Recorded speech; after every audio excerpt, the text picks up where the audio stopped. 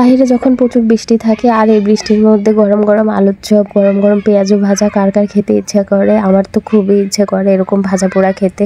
আর যদি এরকম খাবার সামনে থাকে তাহলে তো লোভ সামলানো যায় না। আসসালামু আলাইকুম প্রিয় বন্ধুরা, সবাই কেমন আছো? আশা করি সবাই ভালো আছে। আলহামদুলিল্লাহ, আল্লাহ তাআলার রহমতে আমিও ভালো আছি। তোমরা তো সবাই জানো দেশের পরিস্থিতি এখন কতটা খারাপ, চারদিকে শুধু বৃষ্টি আর বৃষ্টি। আর এই বৃষ্টির মধ্যে সবচাইতে বেশি খারাপ হচ্ছে নোয়াখালী আর ফেনীর অবস্থা। এখন ওইখানে মোটামুটি প্রায় বন্যার মতোই দেখা দিয়েছে। মোটামুটি বললে ভুল হবে, বন্যাই হয়ে গেছে এখন। আসলে আমরা সবাই মিলে দোয়া করি নোয়াখালী আর ফেনীবাসীর জন্য, যাতে সবাই সুস্থ থাকে, সবাই ভালো থাকে। তো এই তো দেখতে পাচ্ছো আলু চপ বানাবো বলে আলু চপগুলোকে আমি সবগুলোকে বানিয়ে নিয়েছি। আর বানিয়ে এই তো আম্মুর কাছে দিয়ে আসলাম। আম্মু তো এখানে ব্যাটার গুলে নিয়েছে বেসনের। তো দেখলাম চুলার উপরে তেলটাও বসিয়ে দিয়েছে ভাজার জন্য। আর এখানে এই তো কখন যে ভুটবাজি করে রেখেছে আমি নিজেও জানতাম না। পাকের ঘরে সে কখন এসেছিল, এসে একা একাই সবকিছু করতেছে। বৃষ্টি হচ্ছে দেখে আমি তো সে কখন থেকে ঘরে বসে রয়েছি। আর আম্মু যে সেই কখন পাকের ঘরে চলে গিয়েছে আমি নিজেও জানি না। একবার শুধু বলেছিলাম যে আমার খেতে ইচ্ছে করছে, আর দেখুন বানিয়েও দিয়েছে। মায়েরা তো এমনই, তাই না? মুখ থেকে কোনো কথা বের হতে দেরি আর ওই কাজটা করতে দেরি না। তবে বাবার বাড়িতে আসলেই কিন্তু আমার বেশি একটা ভাজা পোড়া খাওয়া হয়, নয়তো তেমন একটা কিন্তু ভাজা পোড়া খাওয়া হয় না, কারণ শ্বশুর বাড়িতে তেমন একটা কিছু করি না। এই যদি খেতে মন চায় পরোটা বানিয়ে খায় বা হালকা পাতলা কিছু, কিন্তু এরকম ভাজা পোড়া খাওয়া হয় না, কারণ বেশিরভাগই আলু চপ পেঁয়াজ এগুলো আমি বানাই না। তো যাই হোক, এদিকে আম্মুর দেখলাম যে আলু চপ ভাজাও হয়ে গেছে, আলু চপ তুলে নিচ্ছিল, হাতের কাছে কিছুই পেলাম না। তো আম্মুকে এক দৌড়ে পাতিলটা দিয়ে দিলাম যে আম্মু এই পাতিলটার মধ্যে নিয়ে নাও।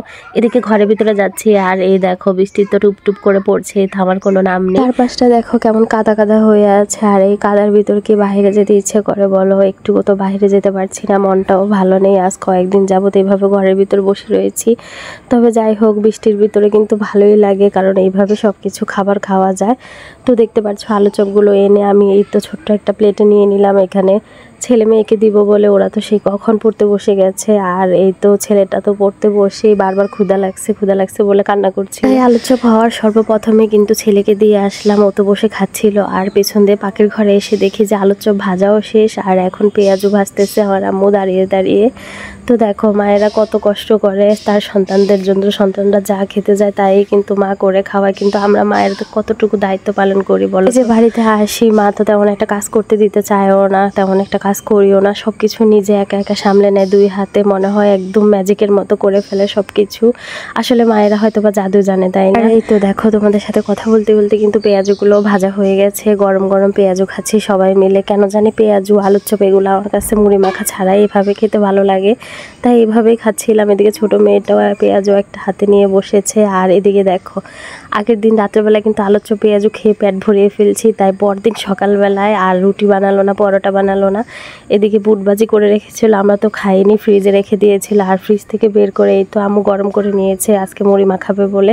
তো সকালবেলা নাস্তাই হলো কিন্তু আজকে বুট মুড়ি মাখা। তবে আলুর চপ পেঁয়াজু ছাড়া হয়তো বা একটু ভালো লাগছিল না, ওগুলো হলে হয়তো বা ভালো লাগতো। তবে যাই হোক, এভাবে খেতেও কিন্তু অনেক মজা লেগেছে। তো আজকের ভিডিওটি আমার এই পর্যন্ত। আমার ভিডিওটি যদি ভালো লেগে থাকে তাহলে অবশ্যই লাইক কমেন্ট এবং শেয়ার করবে, আর চ্যানেলটি ফলো দিয়ে রাখবে। ততক্ষণে সবাই ভালো থাকো, সুস্থ থাকো, আল্লাহ হাফেজ।